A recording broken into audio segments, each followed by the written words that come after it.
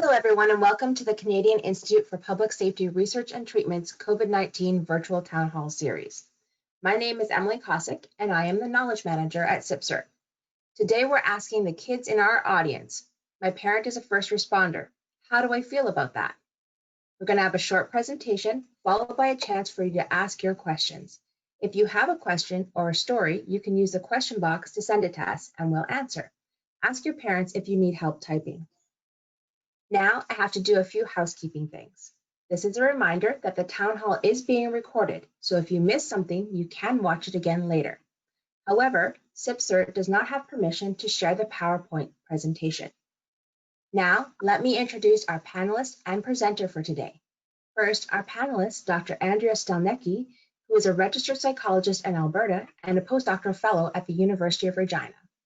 You want to give a wave for us, Andrea? Perfect. Next, we have our presenter, Dr. Christy Wright. She is a registered psychologist and an associate professor of psychology at the University of Regina. You want to give a wave for us, Dr. Wright? Perfect.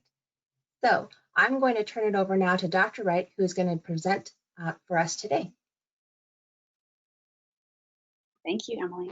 Good morning and afternoon in some parts of Canada. Welcome to My Parent is a First Responder. How do I feel about that? Now, as Emily said, this is for you kids, but mom and dad or caregiver, please stay in the room as there will be helpful things for you too. Another thing I wanted to mention before I introduce myself a little bit more is that I'm going to be asking you a bunch of questions today. And even though we can't chat back and forth during the presentation, I would like you to be able to try to answer some of my questions out loud. So out loud to the screen or the tablet that you're using today. Okay? Are you ready to get started? Here we go. So I'm Dr. Wright, as Emily mentioned. I'm a professor at the university. Does anyone know what a professor does? If you said I teach, you bet. I teach older kids and adults. I also am a clinical psychologist. Do you know what they do? We help people, but I help kids and teenagers when they're worried, angry, and sad. And I also do a lot of research. I like to investigate things. I like to figure things out. Do you like to figure things out? It's one of my favorite parts of my job. I like to figure out why kids worry and how to help kids not worry. So I do lots of things, but most things I do are focused on my goal to help kids feel good about themselves. And if they start to have some unhappy feelings or difficult thoughts, help them feel better. Today, we're here to talk about you being kids of first responders. Before we get started, I wanted to introduce another word or group of words that can be used instead of first responder to include all the people providing assistance to others. Does anyone know another name for first responders? If you said public service personnel or PSP, you would be correct. Good work.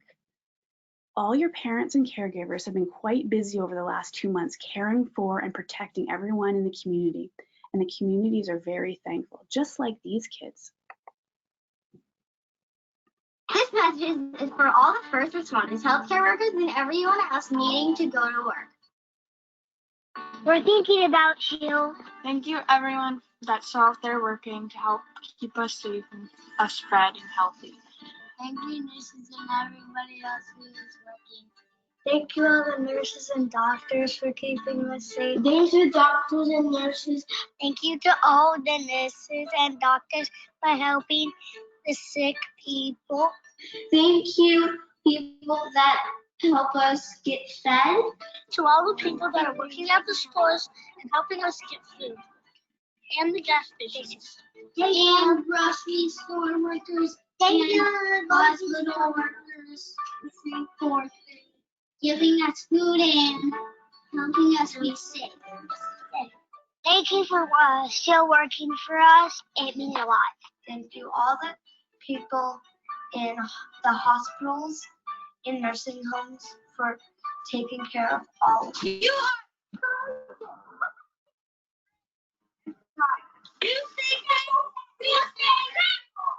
Thank you guys for helping us. We checked for sicknesses and we're okay. Thank you for taking care of us and keeping us safe. I love you and thank you for helping us, not letting any of us get sick with this coronavirus. The grocery stores and the doctor and the nurses and the Costco things. Thank you to all the doctors and nurses who are helping the sick people, and the cafeteria workers giving food to the people who cannot afford it for themselves.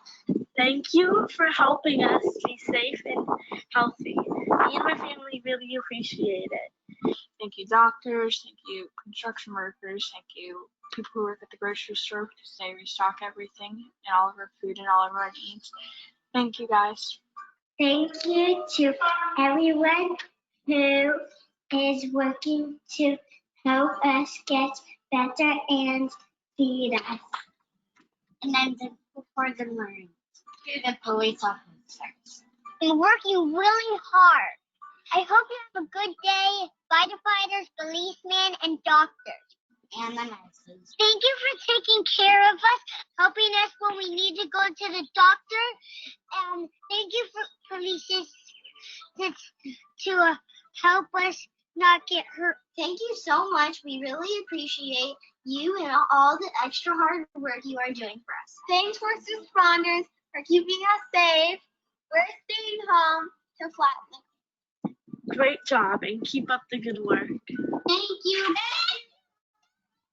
Thank you. Thank you. Thank you very much.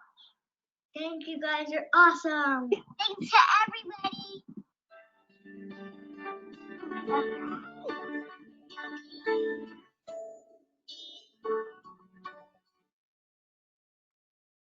Wow, that was a lot of thank yous, wasn't it? Thank yous from children just like you who are thanking the first responders or PSP and other people in their area for all they're doing.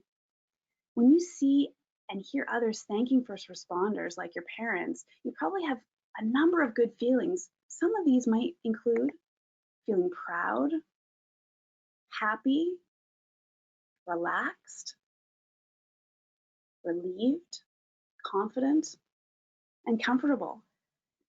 But you also may have some not so good feelings and thoughts about what your parents are doing in their jobs. And all these feelings and thoughts can be confusing or overwhelming.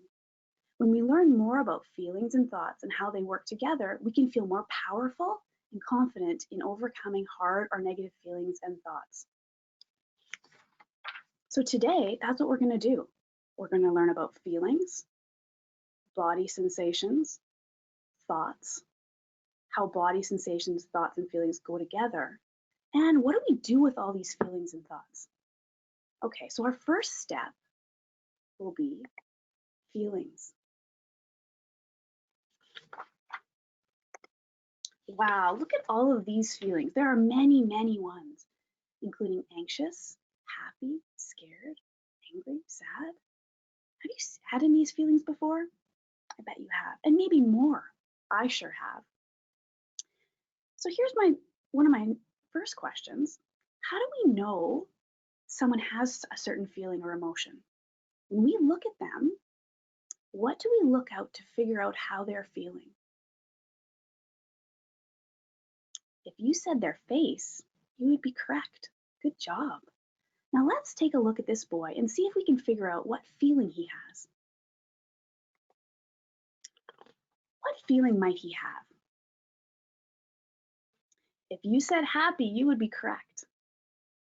Now, what parts of his face tell us how he's feeling?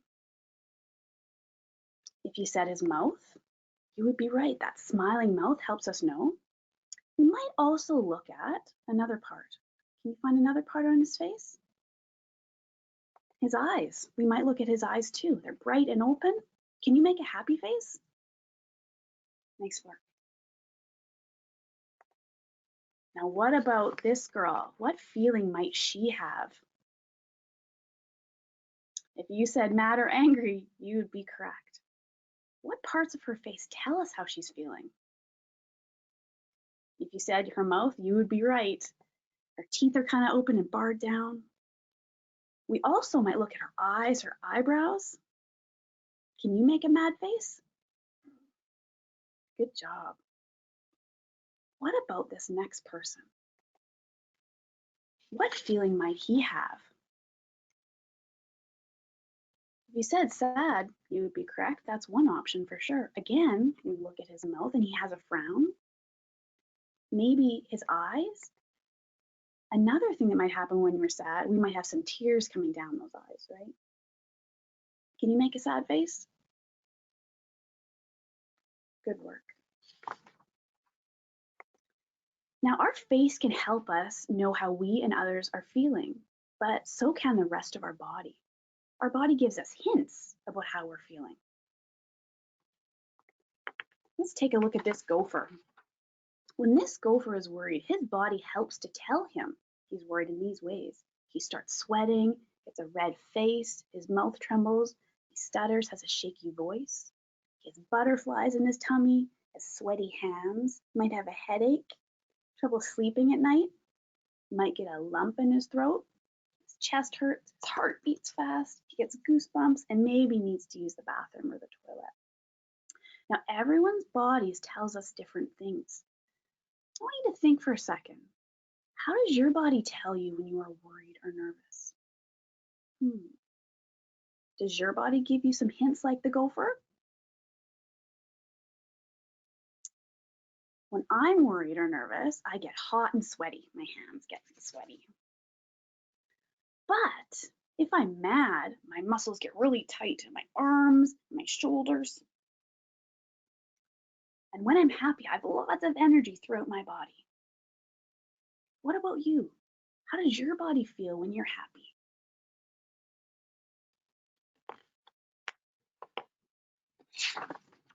Good suggestions.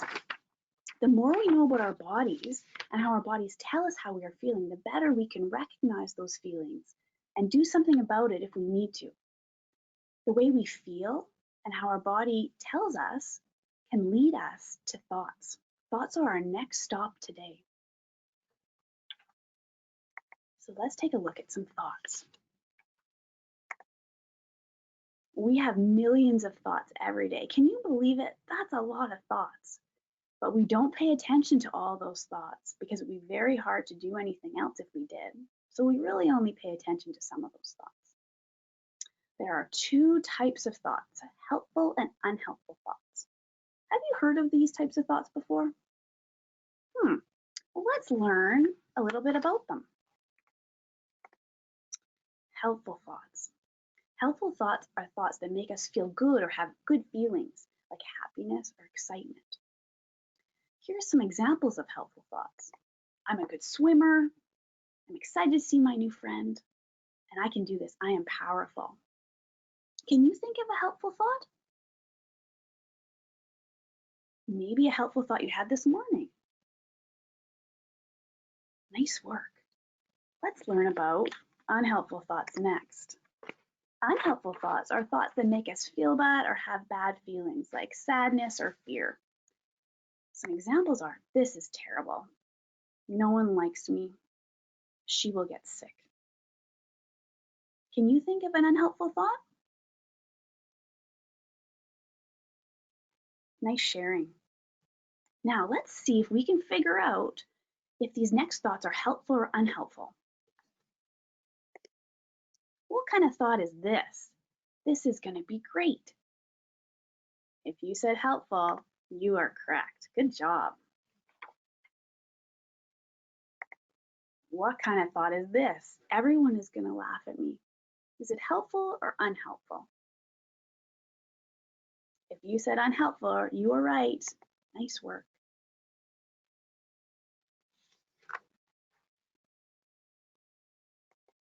Now, how do all these pieces fit together? Feelings, body sensations, thoughts, and behavior that we're going to see next. How do they fit together? Let's look at an example. Jack and Chloe are getting ready for their first basketball game of the year. Okay, now let's look at Jack first. So Jack's body felt strong, his muscles felt strong, he had lots of energy. He had the helpful thought of, this is going to be great, and felt happy and excited. What do you think happened next? what did Jack do at his game? Or how did he behave? Let's find out. He went to his game, he smiled at his teammates, and he did his best. So you see here, feelings, body sensations, and thoughts all resulted in a good outcome or behavior. Now let's take a look at Chloe. He had a little bit of different experience. So before this first game, Chloe felt sweaty. She had butterflies in her tummy. She had shaky knees.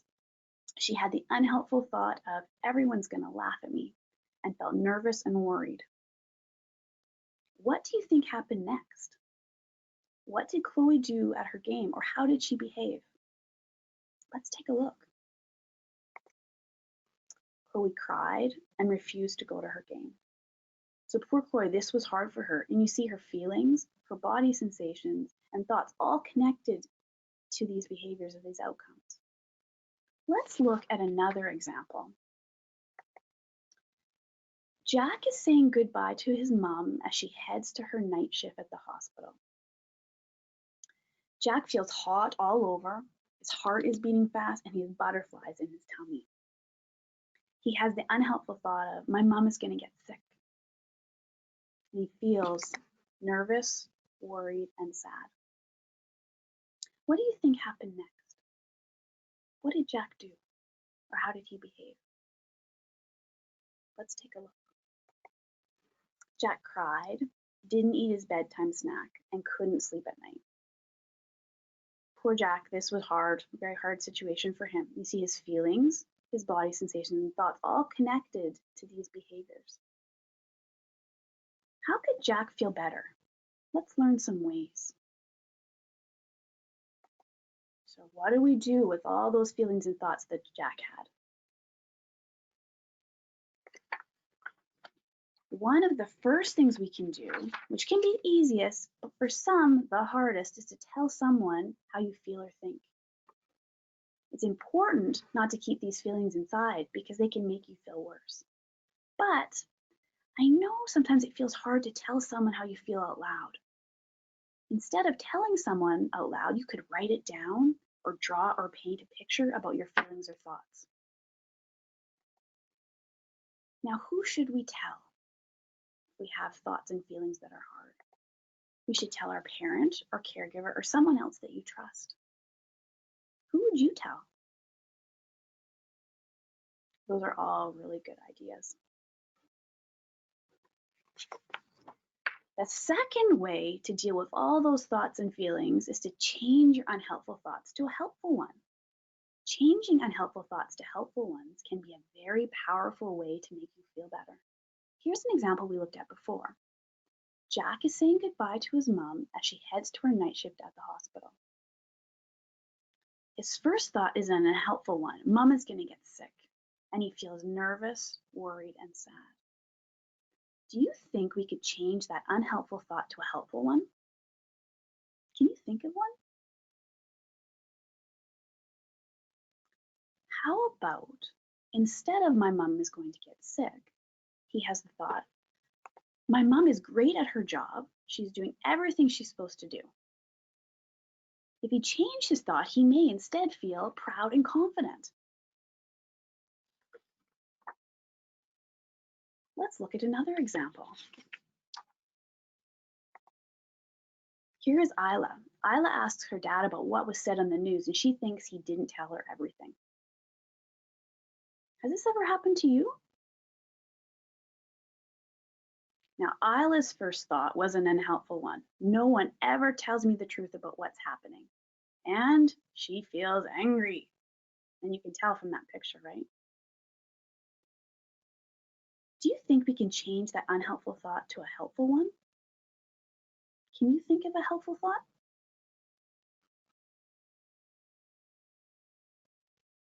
How about instead of no one ever tells me the truth about what's happening, which is the first unhelpful thought, we change it to my dad will tell me what I need to know. I trust him. So if we change that thought, she would instead feel relieved, happy, and confident. Changing unhelpful thoughts to helpful ones takes practice, but is a really powerful way to help yourself feel better. And guess what? Even mums and dads and other adults should learn how to change unhelpful thoughts to helpful ones. And now that you know how to do it, you can teach them. Let's look at one more way to deal with all those thoughts and feelings. Another great way to make ourselves feel better is to do something different, and something that could be fun maybe. Look at all these different ideas. Skipping rope, playing with friends, playing games, going fishing, playing soccer, basketball. Now these are one person's ideas. They're not yours, but it would be great for you to create a list of activities of things you like to do.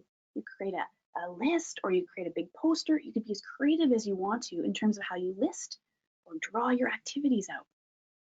Activities you would include would be activities you can do alone or with others, ones that are quiet and ones that are loud. Some activities may work for you in certain situations, and others might work better in other situations. Like if you're having some difficult thoughts or feelings at night, maybe reading a book might be a good activity to make yourself feel better, as opposed to skipping or shooting baskets, because that might wake people up. So at night, reading a book might be a better option. You could come up with a list with your parent or caregivers, a list of things and activities that are helpful to you. And guess what? Again, this is a good way for mums and dads to feel good too.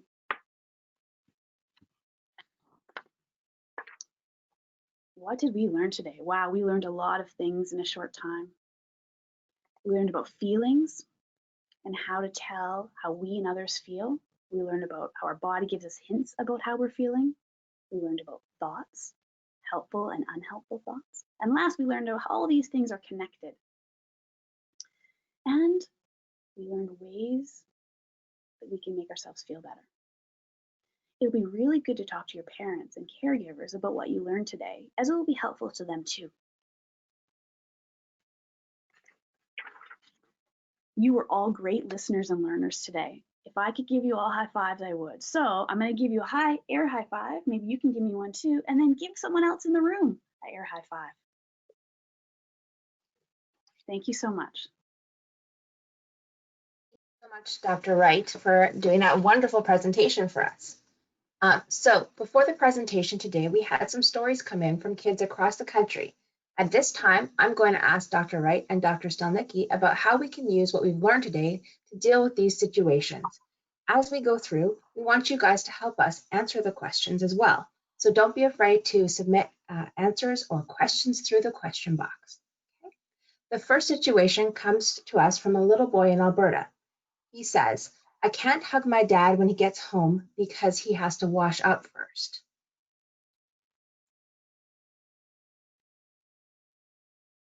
Dr. Wright? We're going to go through all those pieces we learned today. We're going to look at the feelings he might have, the body sensations, and maybe some thoughts he might have, unhelpful thoughts, and maybe we can change those. So does anyone have any idea how his body might feel in this situation? And I can enter them right here if you have some ideas.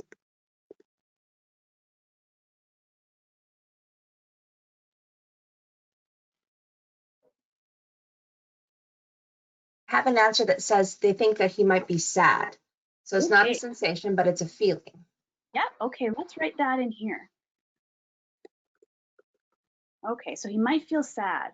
Now, when we feel sad, how might our body feel? Can anyone think of that? I have an upset stomach. Oh, yes, good job. Upset stomach. That's good. Okay, any other ideas? How do you feel when you're sad? Squishy in my chest, and I may cry. Yes, okay.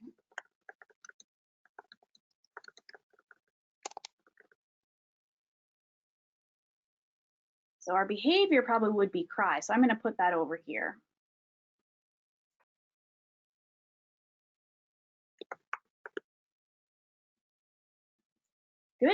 Good sharing, everyone. Maybe a headache as well. Okay.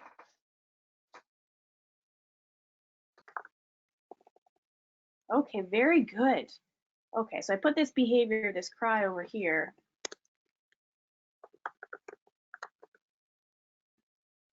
Under All right, now, behavior, I might also stomp my feet. oh, let's do that over under behavior, stomp my feet, I bet. Okay, so now, can we think of any unhelpful thoughts that might go along with this situation?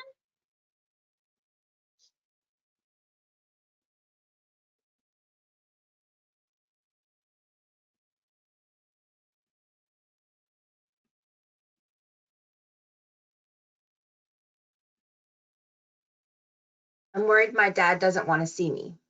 Oh, that is a very good idea. Okay, so I'm gonna have to, we'll do it right here.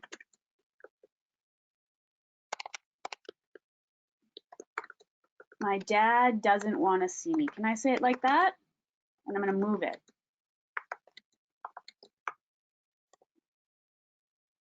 That would be a sad thought, wouldn't it? Another one is I'll never be able to hug my dad again as soon as he comes home from work. Okay. So let's do this one first, and then we'll do that next one, Emily. Okay?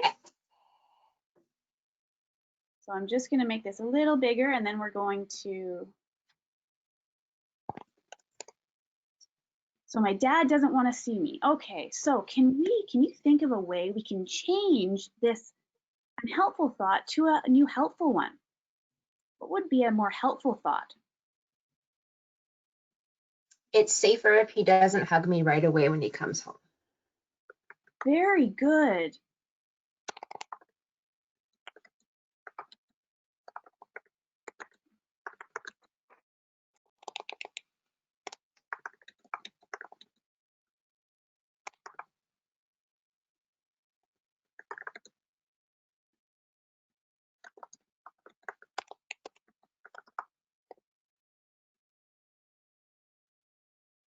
Another one is my dad is protecting me.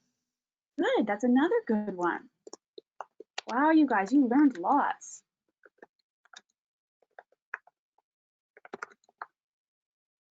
Very good. Okay, so if that's the case, what feeling might we feel then now? If we've changed these thoughts,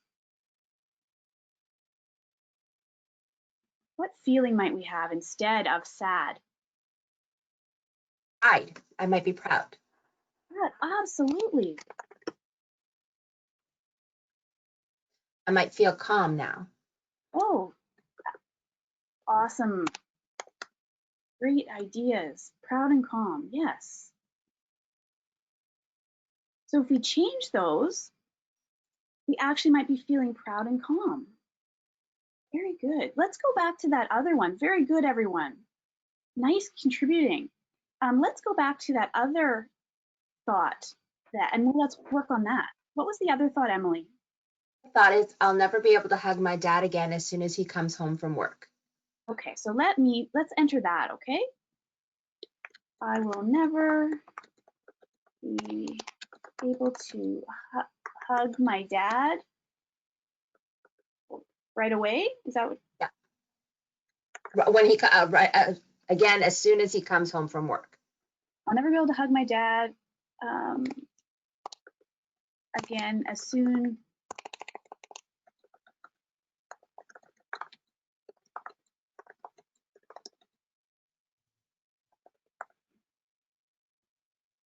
I'm just going to move this up a bit so we can see it.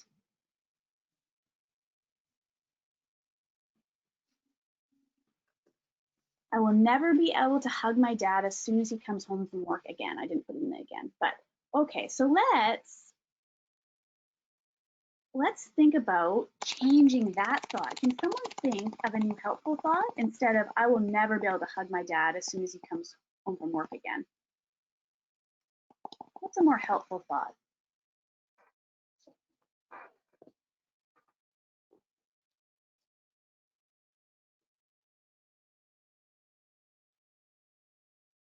This is just to keep me safe for now. Very good.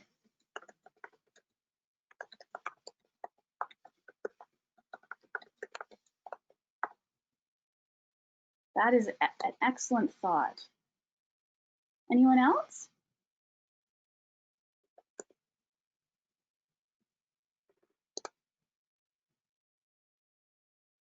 Okay, well that's a fantastic thought. So what kind of feeling might you have then? Would it be similar to before?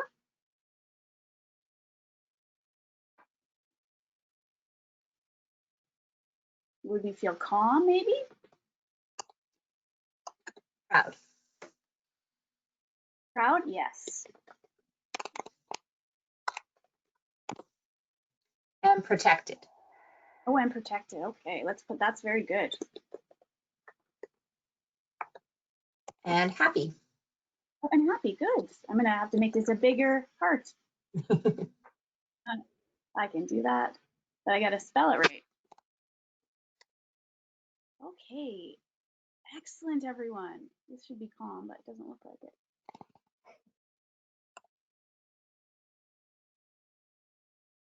So when we change that unhelpful thought, I will never be able to hug my dad as soon as he comes home from work. We change it to this is gonna keep me safe for now. I may feel then calm, proud, protected, and happy. Very good, everyone. And there was another, Emily, another suggestion that came from across Canada. So our next situation comes from a little girl in Ottawa. And she says, my parents come home from work at odd times or they're sent home from work. Okay. So has that happened to anyone? If it did, what kind of feeling, body sensations might she be feeling?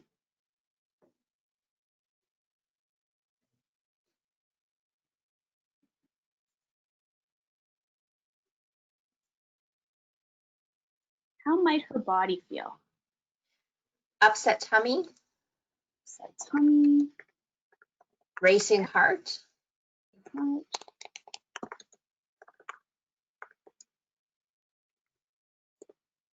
Good. Anything else? Sweaty. Yep. Good examples. Okay. So does anyone have any ideas about the feelings or the thoughts on this side? Unhelpful thoughts? My parents come home from work at odd times or they're sent home.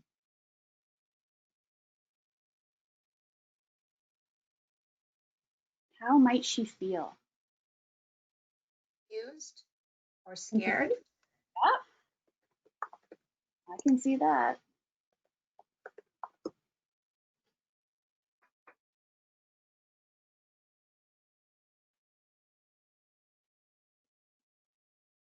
Any other ideas? Those are good ones. Okay, what about a thought that she might have that might be unhelpful? My parents are sick. My parents are sick? That would be an unhelpful thought, I think. Okay. Let's work with that one. I'm just gonna make it a little bigger.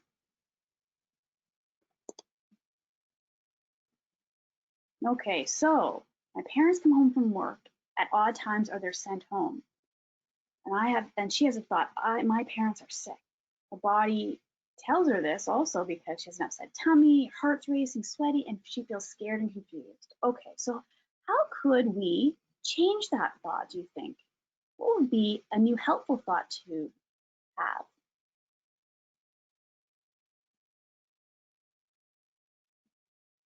Any ideas?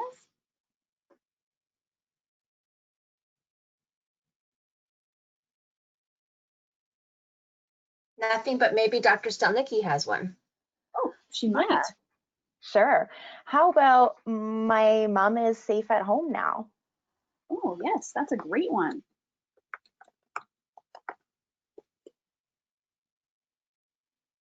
And they're going to be okay. Oh, yep, they are going to be okay. Those are great new helpful thoughts. Just gonna make them a little bigger so you can see them. Another one is, I'm happy that they're home with me. Oh, absolutely. It's great to have mom and dad home, right? Okay. I am happy they are home with me. Now I got to shrink it a bit so we can get all these great helpful thoughts. Maybe I'll just make this bubble a little bigger. Okay, so if we change that thought, my parents are sick, to my mom is safe at home, they're going to be okay, I'm happy they're home with me. What do you think, what kind of feelings do you think she would have?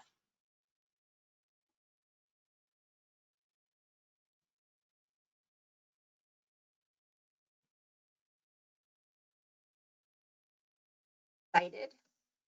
Yes, excited they're home, yeah.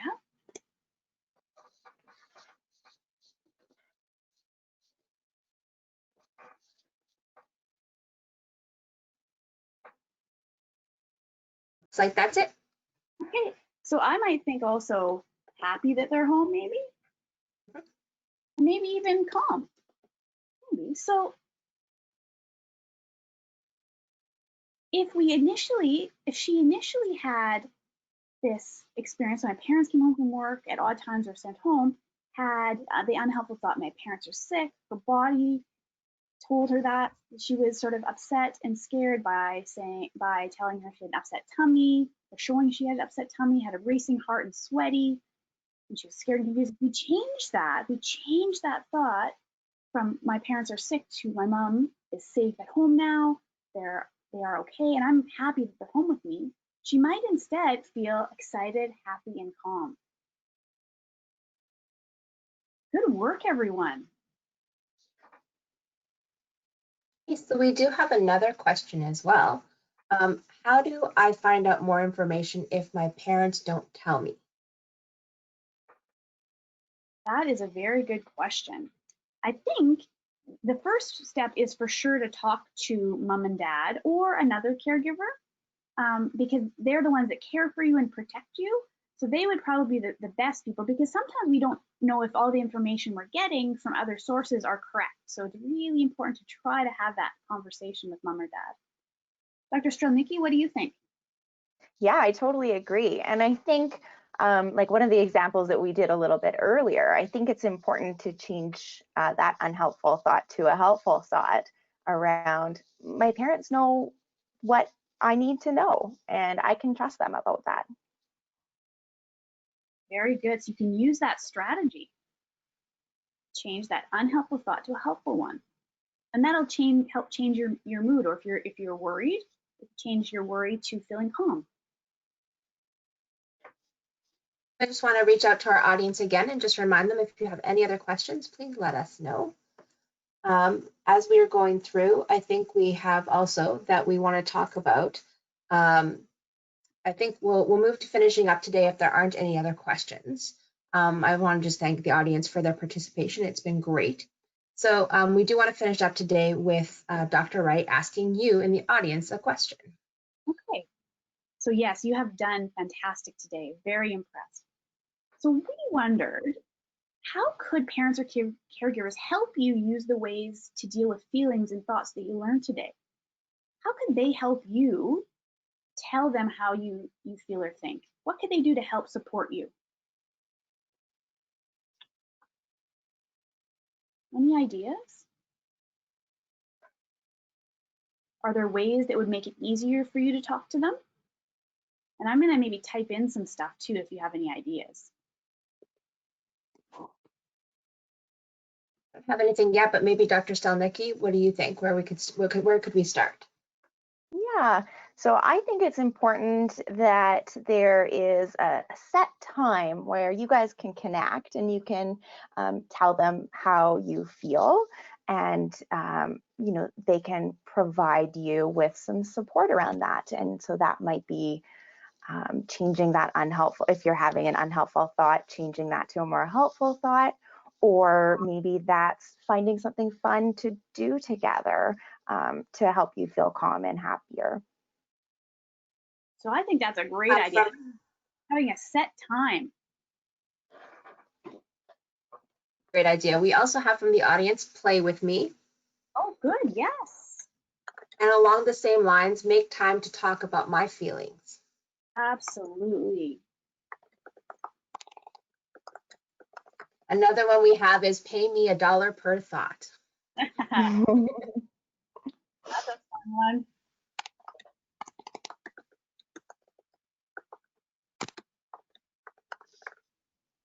Those are great ideas. But sometimes moms and dads don't know how to ask you things. They don't know how to make it easier for you to tell them things. So it's good when if you tell us these things, we can tell moms and dads ways they can help you. Now the next one was, and Dr. Stranicki actually mentioned this a little bit, but my next question would be, how could parents help you to use the thought changing strategy? So how could they help you change unhelpful thoughts to helpful ones? How could they do that with you? And it might be kind of similar. Yep. Perfect. So we have talk to me, be around me, and give me help with what I'm doing. Okay.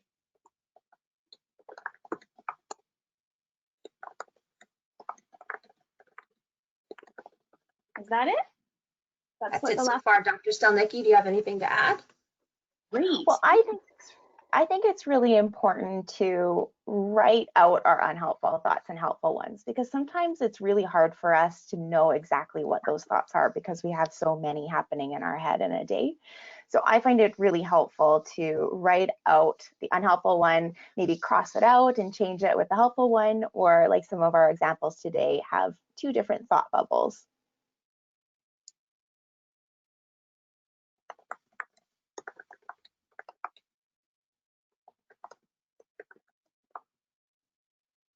I think that's a great idea. Be able to write it down right in front of you would be really helpful. So working with mom and dad to help identify those thoughts and then write them down and then maybe change them would work well. And my last question, and also was sort of mentioned, how could parents and caregivers help you do something different? What would make it easier for you to realize, hey, I should do something different now?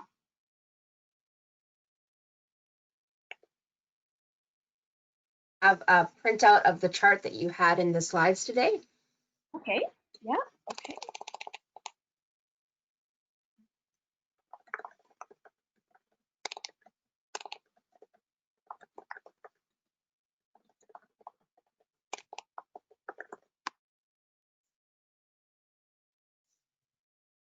That would be great. And you know, if you had that, you could think about more, which activities do you like? Which are your favorite ones? Or you could just use this one. Write a list together of the things that we could do. Perfect.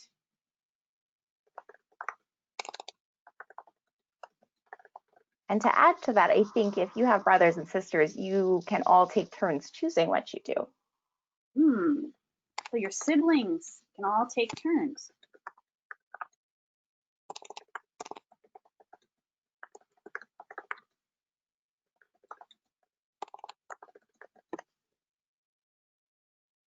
Amazing. Great suggestions, everyone. And that's the last. What? Go ahead, Dr. Wright. I'm just saying that's the last question I have for you today. Emily? Wonderful. Well, thank you so much, Dr. Wright and Dr. Stelnicki, for being with us here today. It's been really great, and I think we've learned a lot.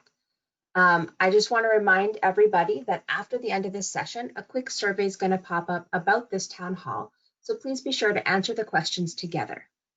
Also, a copy of the video of today's session will be emailed to everybody tomorrow. Be sure to watch it again to make sure that you've learned the lessons. Also, share it with others so that they can learn the lessons too.